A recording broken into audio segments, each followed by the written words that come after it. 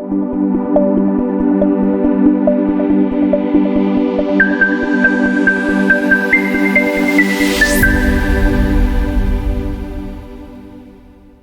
everybody. Welcome back to the channel. I'm Rebecca, your host, and this is Crafting and Crime Daily. What a wild ending to the David Swift case. Yeah, wow. No one saw that one coming. Anyway, today I'm going to tell you about the case of Madeline Soto, and I'm going to give you a little trigger warning at the beginning. This case involves the sexual abuse of a child. So, not sad story, but it's all over YouTube right now. And I thought, let me put it all together in one, little succinct story and let you know what's going on. We're going back to Florida for this one. Florida gives us the best cases, don't they? Anyway, Madeline Soto.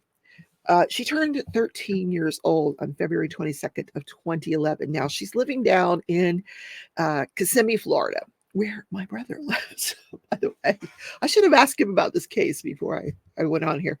Anyway, yeah, Kissimmee is it's not a small town. It used to be a small town. It's not so small anymore, but it is just south of Orlando.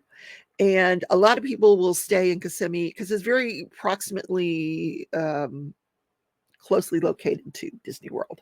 So they do take advantage of a lot of the tourism that comes by, all the attractions that are there in Central Florida. So Madeline is 13 years old. She turns 13 years old on February 22nd. Now she lives at home with mom and mom's boyfriend. His name is Stephen Stearns. Yeah. Now, I don't know how long she lived with Stephen Stearns, but they're just one little happy family. So on Sunday, February 25th, there's a big birthday party for Madeline Soto. Now, her mom's not at the birthday party. Neither is Stephen Stearns. I think this must have been a party her father threw because her mom's not at the party. Madeline turned 13 that night.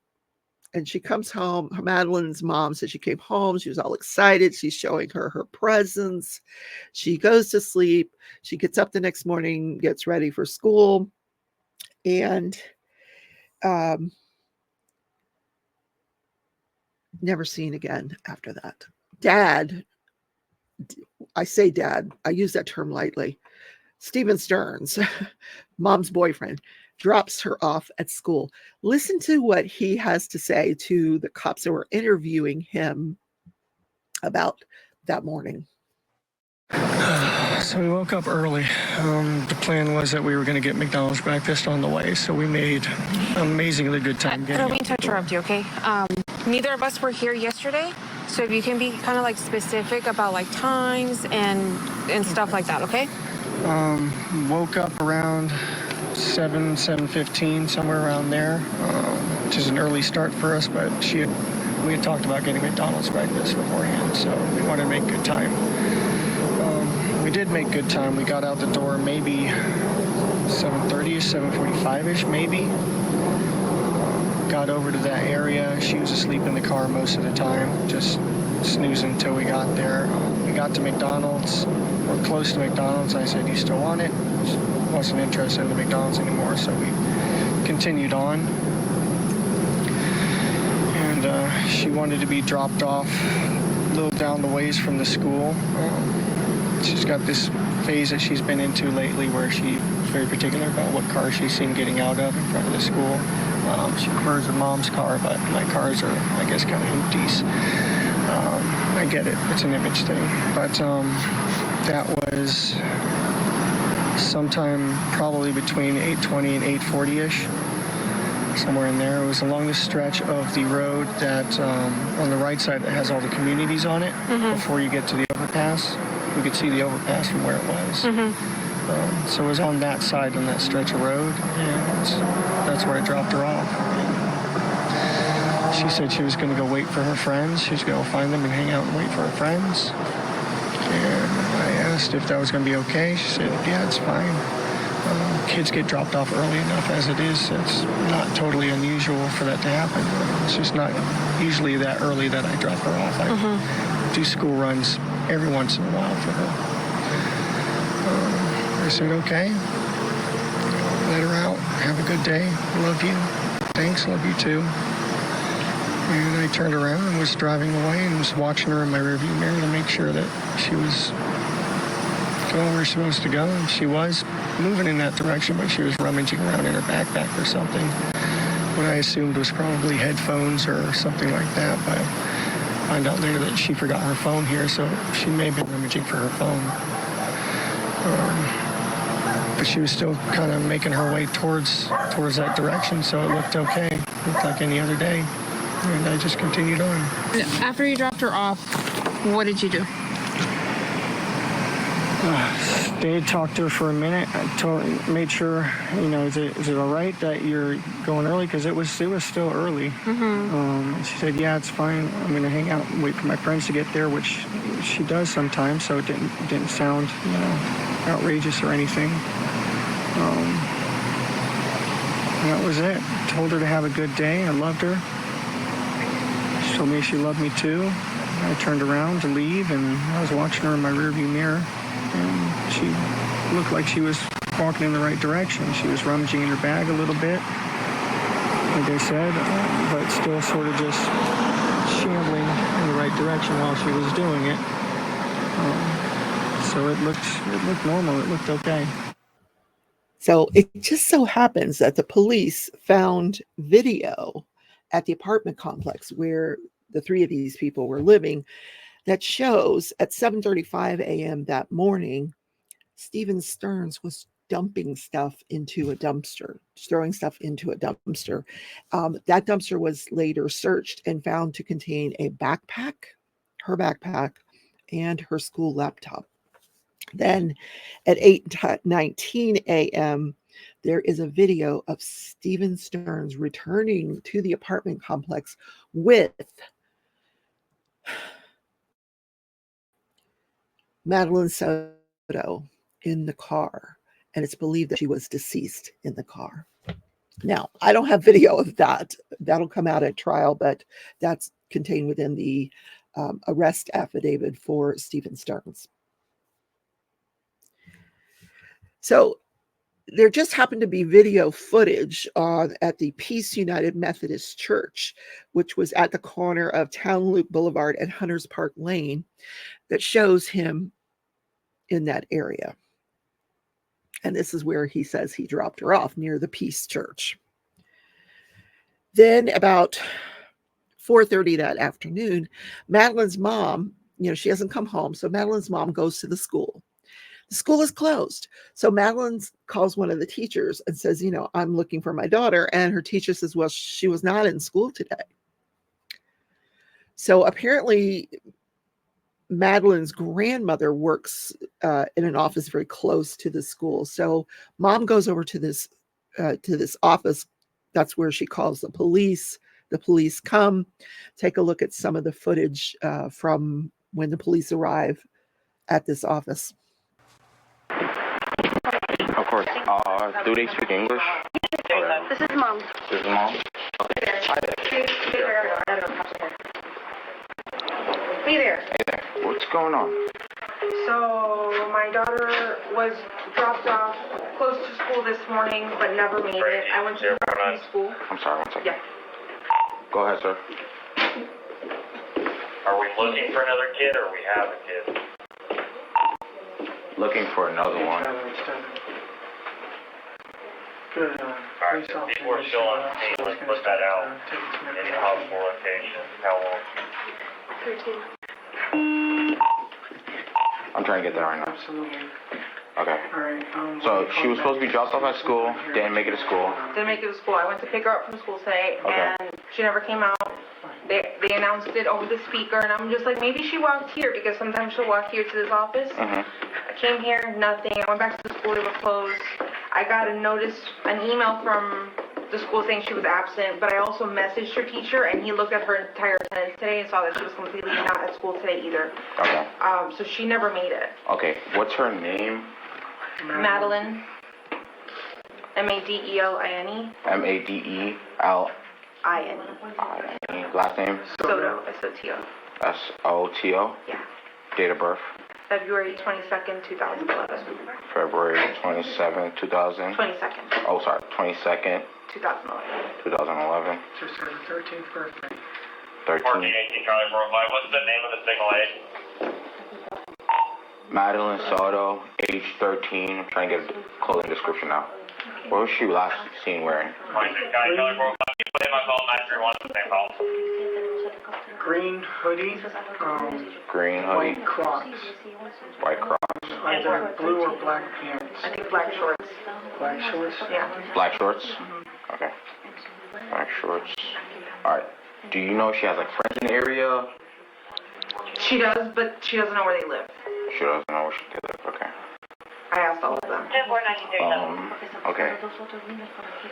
Is this like, does she like have any places that you guys know that she'll usually be at? Any friend's house? Any places that like she likes to hang out? Typically, no. No. Not typically. Okay. Just give me 1 second. Let me see if I get some. Thank you. No problem. And what school she goes to? Hunters Creek Middle School. Hunters Creek Middle. All right. Cool. 125.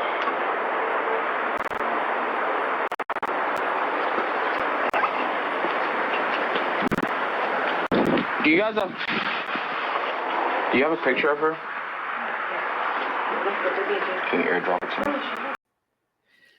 So at 8 o'clock that night, she's reported missing. And this is when all this goes down. Now, the police they obtain an article of her clothing. They send out bloodhounds. They've got 50 plus officers out there searching for her, and they're not finding anything. And near where mom thinks she was dropped off is a hiking trail, so they were looking on that trail as well. So on Tuesday, the following day, at 6:51 p.m., the Orange County Police release missing persons alert with her photo, and her description. She was 5 feet, 110 pounds. So just a little thing. Yeah. Then at 10 p.m., mom does an interview with Fox 35 Orlando. And here's a clip from that interview. Jen, go ahead and tell us what's going on with Maddie. Well, Monday morning, we took her to school. We dropped her off close to school, across the street from a church, which is it's right next to the school. She crossed the street and walked to school, what we thought walked to school. My boyfriend who drove her to school drove away at that point.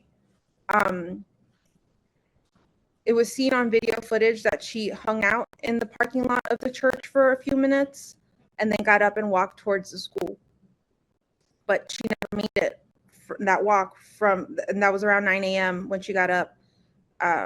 She never made it to school after that. It's right next to the school. I don't know why she didn't make it. I don't know if something happened on her walk along the way or if she got taken, but she never made it. And that was the last anyone's seen of her or heard from her?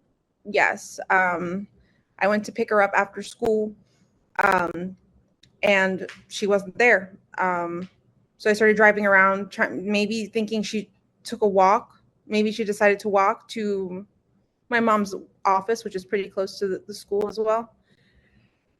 Drove around and I didn't see anything. I drove back to the school. The school was closed. I emailed one of her teachers. They confirmed that she was absent all day. At that point is when I called 911 because I realized something was truly wrong. Have you heard from any of her friends? Has she been active on any social media? She hasn't been active on social media. None of her chats, none of her games. We did contact all her friends. None of them had seen her Monday or heard from her. There's no update.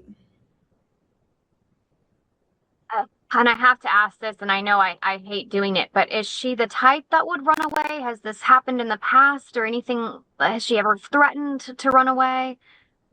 Never. She's never ever mentioned anything like this before, and she's not the type to want to do this.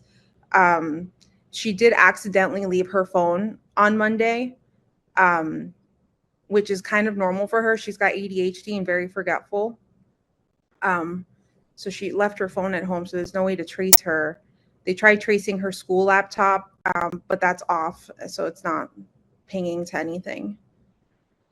Jen, what is your fear? I know you mentioned she's on games and stuff. Do you think she could have like met somebody and tried to meet up with them? She's open to us. She's open with us about, if she's got a crush with anyone, and she told us she had a crush on someone at school. And I looked at their messages. Nothing was weird. I looked at all of her messages, all of her deleted messages. Nothing seemed weird. It didn't seem like she was talking to anyone. So I don't feel like that's the case. I feel like she may have been taken, because this is not like her at all to just disappear and not tell us, not let us know where she's going or who she's with. Yeah. What are you getting from law enforcement? Are they actively searching for her? What happens now? Especially that she doesn't have her phone with her. So as far as I know, they're conducting a search around the school. Behind the school, there's a Shingle Creek. There's a wooded path area that you could walk. It's a hiking path. They are going back there with their canine dogs. They've taken a piece of her clothing to see if they can trace her scent. They're also taking their own vehicles. I'm not sure what type of vehicles, but they're going into the woods to search for her. But I don't feel like that's going to find anything right now. We've had people all day on that trail sending us photos to see if anything there looks familiar and like her personal belongings, and nothing is hers. So I'm not sure. I'm not sure where to go from here. I'm just contacting the news to get the word out, to get some help, because I'm desperate. I'm a wreck right now. So you think that she's been taken against her will? I do think so, yes. As a mom, what's your mother's intuition telling you right now? I'm trying to hope for the best, but I'm scared for her. I want her to be okay. I want her to be safe. I don't want her to come back harmed. I just want her back. Whatever that means. I just want her back. Are you getting any updates from law enforcement? Yes, they're searching that small area, but have they gotten any hits on any scent or anything like that? They haven't let me know anything. They haven't updated me since I spoke to them this morning. I've contacted them to get some information or to give them some leads, but I've heard nothing back. And Jen, there's no way that she, just being, a teenager, was like, maybe had a fight with you or an argument with you and was like, you know what, I'm going to go hang out at so-and-so's house and teach her a lesson. Could that be a scenario? I don't believe so. We actually haven't gotten into a fight in like a few weeks, or arguments or anything like that. If anything, on Sunday, she celebrated her 13th birthday with my entire family, and she had the best day. She was so happy. She showed us all her gifts.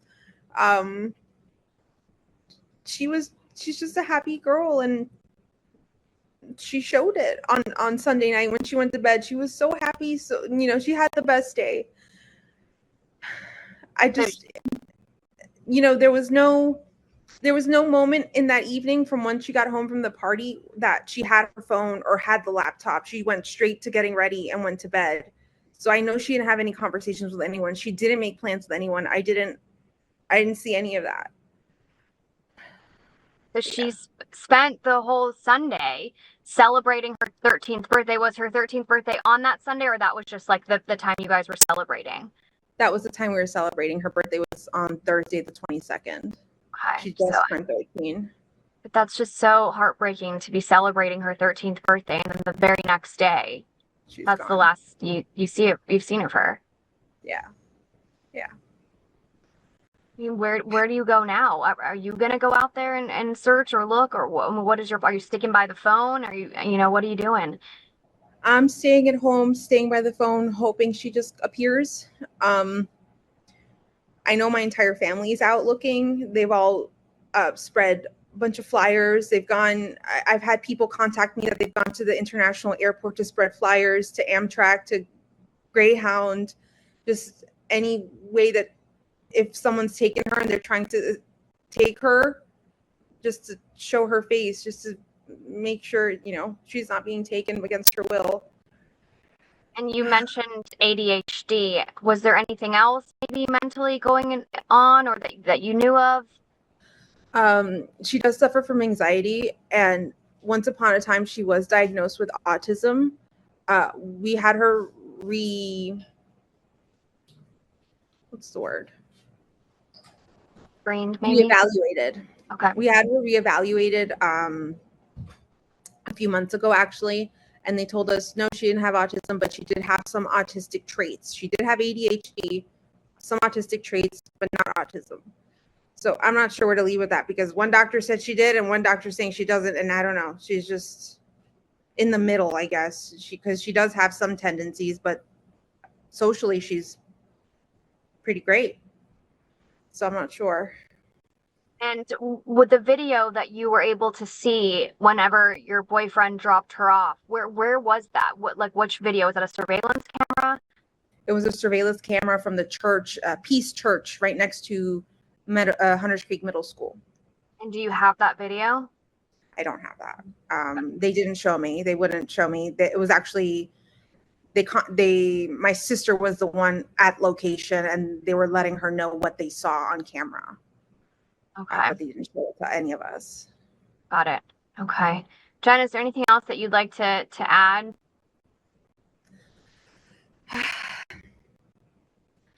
Please, please, please, if you have any information, contact me, contact law enforcement. Any information helps. Maddie, if you see this, please come home. Please be safe. I love you very much. If you have my Maddie, please just let her come home. We just want her home. Then on Wednesday, February 28th at 3:30 p.m., there's a press conference held by the Orange County Sheriff's Office. And what he was doing is just sort of giving a timeline similar to what I've just been giving you as to what occurred, and that, they are still looking for her. At 9:52 that evening, Stephen Stearns is arrested. So what happens is, during that interview that I played, the first interview, where the female officer and the other officer are asking him questions, and he's giving a description of what happened that morning. Well, at the end of that interview, they ask for his cell phone. And he's like, oh, I did a factory. Listen to what he says. Here's a clip of that. In the meantime, while we're waiting for all this to get sorted out, I am going to hold on to your phone, okay? I'll give it back to you when we're done. Okay? Do you have any questions for us? How long are you going to need my phone? I'm not sure. I'm waiting for my supervisor to call me. My dad. It's just my dad's using that to get a hold of me and get updates. They can call Jen's phone. Okay. Did the other detective give you his business card? I believe so. Okay, well, here's mine in case you want it for any reason. Okay. Okay? Mm-hmm. Do you swear that everything you told us is true? Yes. Okay, thank you so much. Thanks for your time. He did a factory reset. I accidentally did a factory reset on the phone. Well, maybe he did, but they were able to find hundreds of photos and video on this phone that apparently were quite disgusting. So here is what he is arrested and charged with. He is charged with 8 counts of sexual battery on a child under 12. This is based on stuff found on his phone, you guys. 5 counts of sexual battery on a child between the ages of 12 and 18. Okay, 7 counts of lewd and lascivious molestation. And 40 counts of unlawful possession of materials depicting sexual performance by a child, 10 or more images. What? Good God. So apparently on this phone, and these these photos and videos date back to August of 2022, when Madeline Soto would have been 11 years old. Now, in the arrest affidavit, the arrest affidavit is redacted, and it does not mention the name of the person in these videos or photos, but it gives her birthday. It says she's missing. Pretty much we know this is Madeline Soto. So among this material found on his phone were 20 incidents of filmed sexual abuse. It's nauseating. It's disgusting. But, oh my God. Anyway, so Friday, March 1st at 4:30 p.m., her body is discovered off of Hickory Tree Road in Osceola County. Now, Osceola County is basically, she was found in St. Cloud, which is like Kissimmee and St. Cloud are often mentioned in the same sentence. They're very, very close to each other, even though one's in a different county. So that's where her body was found. Right now on Fox 35 News at 10, Morning Maddie. The body of 13-year-old Madeline Soto found in the woods in Osceola County. Tonight, the community coming out by the hundreds to honor the young girl's memory. Now, the following day, Saturday, March 2nd, the attorney for Stephen Stearns waives his right at first appearance. So there you see this video of him, an empty chair. He's supposed to be there. It's always done by Zoom. He's supposed to be sitting there for first appearance, and I guess she was there by Zoom, the attorney, and she says, he's waiving his right to first appearance. He's waiving his right to the reading of the charges. He already knows what he's charged with, so she does not want these charges read out loud on the Zoom, and they weren't. So he was excused from the first appearance. Now he has later been charged, as of this date, with murder, and that will be a very interesting trial. We're in Florida. We're going back to Florida for that one. But I will keep you posted on any updates that come out on this case. I hope you enjoyed this video. Please don't forget to leave me a comment. I read all your comments, and I'll see you in the next video. Take care, everybody. Bye.